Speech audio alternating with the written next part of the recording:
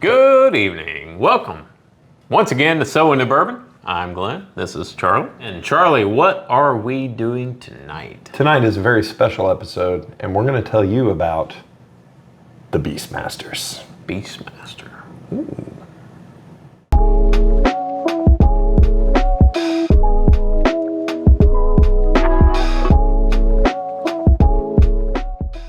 All right, Glenn. Here's what we're doing tonight. We're going to tell our viewers about the Beastmasters Club. What is this? Is this like a Conan the Barbarian type thing going on here? What? It's a furry club. What is Beastmasters? It's a furry club. A furry club. Yeah, okay. You get dressed in one of those mascot tight suits and like roped together. No, it's not what it is. It is a bourbon club, a whiskey club, a spirits club now. And the reason for the episode is twofold. Number one, I want to tell you about Beastmasters because they're near and dear to my heart. And number two, we want you to be out there looking and potentially starting your own club, and we'll kind of get into that. Yes. But before you do that, join ours. Yeah. Join our club. Follow us on, everything. Facebook. So Into Bourbon. Anyways. Get to it. So the Beastmasters. Tell us about the Beastmasters. I'll tell you about the Beastmasters. So Beastmasters Club, and if you're on YouTube right now, minimize that thing and go to Google and type in Beastmasters Club and it'll pop right up. And you can join and shop and listen to their podcast. And if you live in a state that allows the shipment of alcohol, you can buy their single barrels. And that's awesome because it's hard to find great stuff in this market. So if you can find a club that you join and membership has its perks, and we'll get into that, that's amazing.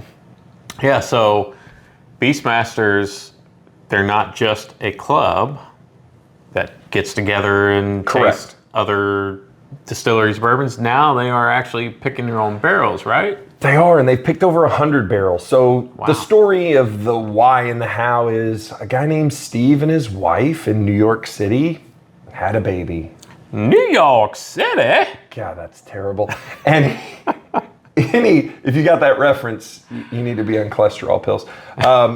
In 2011, they had a baby. And if you have kids, you know that it changes your social life, and it did for them. So no more going out in NYC. They stayed in, and they started a new tradition. And that new tradition was on Sunday nights, they were going to pop a nice bottle of whiskey, and they were going to review it. And they started a blog. Interesting. And his wife found out that they have friends that do a whiskey blog, and they were getting free booze to review. And she said, well, we need to do that too. And the blog grew into the club where he got a couple of his friends together and they all chipped in some cash to buy some really high-end bottles, and they met every once in a while. And that transitioned into kind of what we have today, which is this awesome internet-based social media club that is the Beastmasters. Interesting. Charlie, can anybody join this Beastmasters Club? Does it cost money? What's going on? Do you have to live in New York City? Great question, Glenn. And the answer is, no, you don't have to live in New York City. Membership is free. They do have a paid option that is kind of somewhat limited. They kind of open the book, so to speak. It is a whopping like $100 and something a year. And what that gets you is the ability to buy the barrels sooner than the average member. So Beastmasters, and if you've spent any time on the bourbon secondary market, you may have seen them. They are known for their cool stickers, like the beaver sticker on their Old Forester single barrel, or their buffalo sticker on their single barrel select of Sazerac rye. Do you even buff, bro? And the Bee's Knees, which is often one of their, or not often, the Bee's Knees is their kind of like pick of the year. So it's a really awesome way to have that camaraderie and piggyback off of other people's expertise and get some really cool bottles. Awesome. So, Charlie. Yes, Glenn. What do we have before us? Well, tonight? Membership has its perks. And what you see before you tonight is, again, something near and dear to my heart. We have 2 bottles, different barrels of single barrel MGP straight rye whiskey. Cask strength. Both are 8 years old, unfiltered, uncut, ready to go. Wait. We have two 8-year-old Single MGP rye single whiskeys in front of barrels. us. Barrel proof. Membership has its perks, my loves. Both of these bottles were $100, which if you are a fan of MGP, you know that is a small price to pay for the uniqueness that is going to be in these. I am super, super anxious to get into these. So we are going to start with barrel number 12. Barrel number 12 is a cask strength, 134.3 proof, 95% rye, 5% malted barley, distilled in November of 2014, bottled in December of 2022. It is 8 years old, and it is one of 126 bottles. That's a pretty rare bottle right Pretty there. rare bottle. And if you're looking, you're saying, what's with the label? That's the Bearded Beaver. If you know, you know, and if you don't know, you should get on Beastmasters and join and kind of get in on the party. So this is privately barreled for them. This is something special. I'm looking forward to this. Make it pop. I hate not being able to make it pop. These, and if you've been living under a rock, MGP ryes are extremely well known for their complexity and flavor and uniqueness and overall badassery. So 134 proof. 134.3 proof. We are in some... I'm expecting this to be really super hot. We'll see. has a beautiful color on it. It's really nice, dark, complex color for a rye. Oh yeah. Puts a nice ring around the glass. Oh, did you already start nosing? Sorry. Oh, good. Googly bearded beaver. You wanna talk about that nose? So, very interesting for a rye. Yeah. Smoky. Smoky. It's also got that cola note that is, to me, for a rye, that's surprising. Very surprising. Sweet, smoky, little bit of spiciness. There's some spice there. There's baking spice. There's very interesting. The time is sir. now.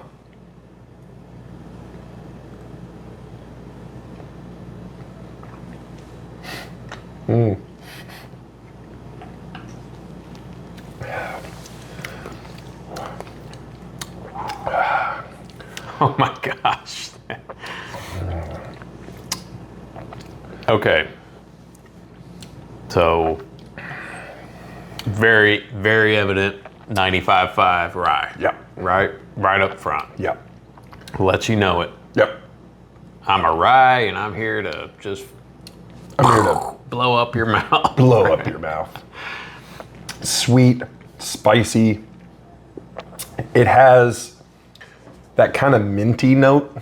And I've talked about this in some other episodes that usually you get it in an older rye, and 8 years old is not young by any stretch of the imagination. This has that nice kind of like spearminty note right in the middle of your palate. And it kind of dissipates, and then you're left with that sweet and spicy. Good chicken. It's still lingering. I was gonna take another drink, but I did. Man, there's a lot going on. it's very flavorful. There's a lot of different baking spices kind of going on and battling it out. And then of course you've got the rye spice. But just a deep, complex, overall On my palate. I'm kind of speechless. On my second, okay, so my first drink kind of just, there's no other way to put it. It shocks your palate because it is the most shocking thing you can put on your palate. It's 134 proof, straight Indiana rye. And if you know anything about Indiana ryes, we don't mess around. On the second drink, however, I get like that apple tart on the front, and then the baking spice, and my palate's like, okay, we know what's going on now. and it's much more refined and nice. And man, what an offering. I mean, for a 95% rye, 134 proof, you would expect it to just really overwhelm your palate, and it doesn't. I mean, don't get me wrong, you know you're drinking it, but it's a really nice pour, a really nice experience. It stays with you, but it's not overwhelming. It doesn't like burn on the way down. Yeah. It's a drinkable, dangerously Very drinkable, dangerous. 134 proof. My second and third drink, I get Big Apple. Like just so much of that kind of, like almost like a Granny Smith apple pie. And which I love. You've got the apples in the skillet. Yep. Baking them Caramelized, up. yeah. Man, and here's why I love barrels and single barrel selections from Beastmasters is they genuinely know what they're doing. They are experienced drinkers. They have a background in Scotch. That's where they kind of start. And it shows that they are picking the unique, the out of character. Why I love this bottle, we haven't opened this one obviously. This is not something you can go and purchase on a shelf. Like you cannot find this anywhere, period. Like go to a liquor store and be like, hey, I'm looking for a barrel proof rye, single barrel, non-chill filtered. Which we generally don't like to review things like that just because we want to do things that you can go out and find. But the purpose of this episode is... There is stuff like this that you can find. There are bourbon groups. There are social groups and social clubs and bourbon clubs, and social media has opened so much. And there are internet clubs. Beastmasters is just one. Now, are they the best? Probably, because I'm a member. But legitimately, if you are new to bourbon and you're like, I'd like to have some single barrels, get on their website right now. They've got a handful that are available, and if your state allows you to ship alcohol, you can read all the reviews, and they disclose everything to you. They're going to tell you the story, and that's what really sells a bottle, right? Is the story. Tell me about it. What's its mash bill? What's its age? Where'd it come from? Why'd you pick it? What's it taste like? They do all that. As you're talking, I'm kind of trying to process what's going on, what's left over in my mouth here. I'm getting a little bit, which is funny. You pick up that licorice flavor a lot. Yeah.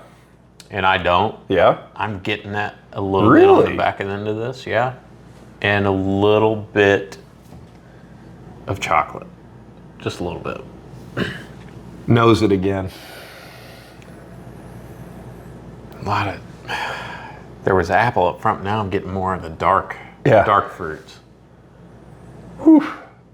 That's just all right. Really good.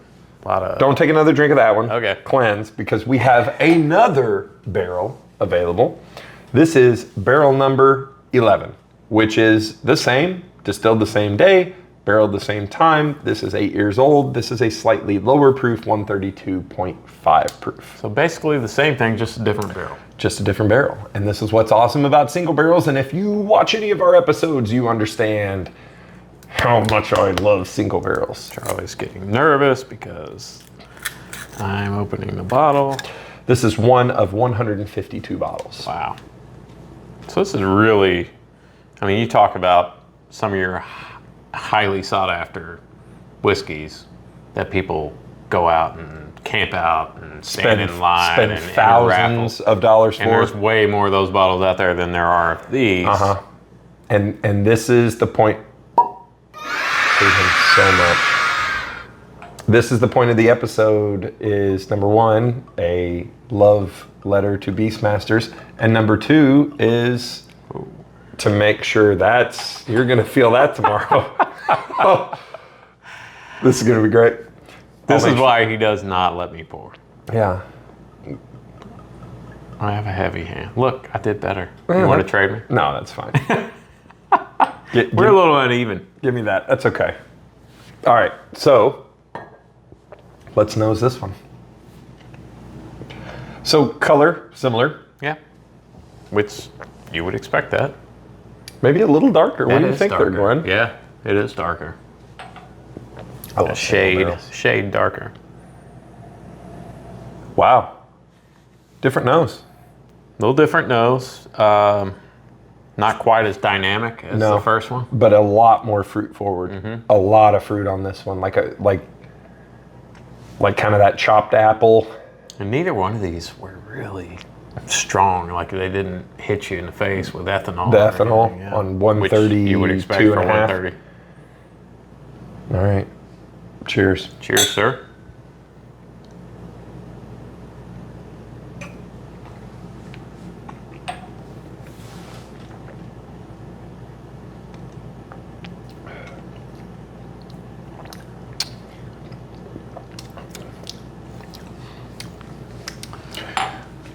Are you gonna keep smacking your lips, or? I don't really know what to do. Similar. That one's got a drier finish. It does have a little drier finish. Oaky. I feel like it is more of that kind of apple tart up front, and the baking spice kind of dance the way through, and then you do get a little bit more oakiness on the finish. I prefer barrel number 2 or barrel number 11 over barrel number 12. Wait, 11 was the first one, right? No. 11 was the second one. You prefer the second one? Yep, Okay. I prefer the second one. I think it's a little less in proof, which is minimal, 134 to 132, but I feel like it's a little bit more refined and a little bit more complex. I'm gonna have to try it again here. We have plenty of it. Yeah, man, they're so good. And they are very different. I see what you mean now on that kind of dry finish and that oakiness. But it's unbelievable the way, and if you've never had anything like this, it's a shock to your palate. It really is, because this is rye in its most extreme form, flavorful form. It will definitely elicit an emotional reaction. I'm gonna, hang on, let me cleanse. We're going back?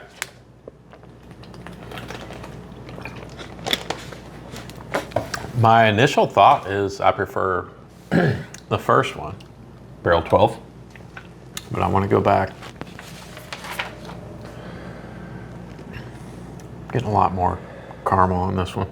On the nose. I was just going to say it smells like a candy bar.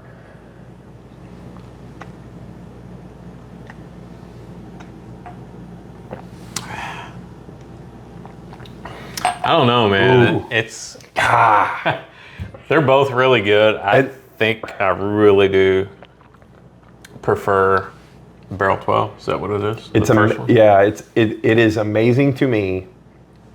These barrels could have sat next to each other the entire time, but it's amazing to me how similar they both are, but also unique. Like, they are very different. And what's amazing about it is on 130 plus proof, which you're in some rarefied air, there's not a lot of bourbons on the market that you can go and get that are 130 proof. I'm hiccuping. Yeah, that 130 will do it. That's having its to my effect. point. Yeah. It's amazing how flavorful and complex they are, and you get those nice muted flavors that you can just put a little bit, take a little sip, and just kind of let it dance around on your palate. Unbelievable. I got to go with the first one, Barrel 12. After drinking them both, 1A, 1B, and I can make the argument, it depends what kind of mood I'm in. This one's a little bit more The reason is the finish. The finish is a little bit too dry, a little bit too oaky. It's not bad, believe me. They're both phenomenal. But if I had to pick one, I would go. I feel like this one is kind of the best of all. This one is sweeter on the front than this one, but it has a drier finish than this one. So this one, they're both amazing. That's the point. And Glenn's gonna do it. He did it. He spilled. Yeah, that probably wouldn't hurt that. Again, getting back to Beastmasters. They have a podcast. They are also reviewing now Armagnac.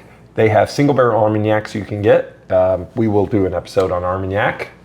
And have no fear. They were kind enough to send us some samples. Yeah, they did. And we are idiots. I am an idiot. And I emailed Steve. And he is a bigger idiot than I am sometimes, if you've watched our episode, to show you what kind of people Beastmasters are. I emailed Steve and said, hey, I'd love to do an episode on you guys. I love you guys. I found you guys during COVID. I have some barrels and some bottles. I'd love to do an episode. He called me that night and we chatted for a while. How are you? You added some water? You feel good? Okay. And we chatted for a while and he was kind enough to send us some samples and some stickers. Watch our Instagram. We'll post a picture of these bottles on the backdrop of some of their stickers. The nicest guy ever. He didn't have to email me back. He definitely didn't have to call me back.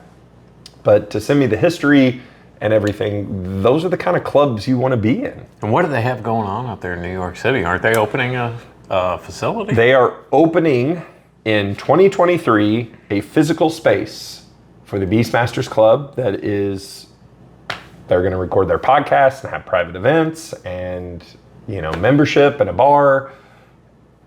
It doesn't get any cooler than that. So join Beastmasters, free to join, free to get on their website, listen to their podcast. There is links to buy their picks. Buy their single barrel picks, because let me tell you, I have never been disappointed in a single barrel selections. And they do single barrel selections from everywhere. I'm a Knob Creek fan. Charlie isn't so much, but Charlie gifted me a bottle of Knob Creek that they had picked, and it's Old Forester, Starlight, Sazerac, Traverse City. I'm trying to think. Russell's Reserve is one that they're super famous for. They've had Jimmy Russell on their podcast before. I mean, these guys know what they're doing. And if you can piggyback and kind of ride on the coattails of the people that really know what they're doing, sometimes you get the opportunity to drink some really awesome whiskeys. Standing on the shoulders of beasts. Of beasts. So to wrap this up, sorry you can't buy these, they're sold out now, but we wanted to show you what's available. But you can get the next one, right? But you can get the next one. So thank you to Steve so much. I cannot tell you what it means to us to have the opportunity to drink these and do this episode. These are two fantastic bottles. They're unbelievable. And like and subscribe. Cheers, sir. Oh, yeah. Let's cheers. Let's cheers. Like and subscribe. Check out So in the Bourbon on Facebook at So in the Bourbon. And Join Instagram. our Facebook group and Instagram. And follow Glenn on TikTok. Whiskey Realtor. That's right.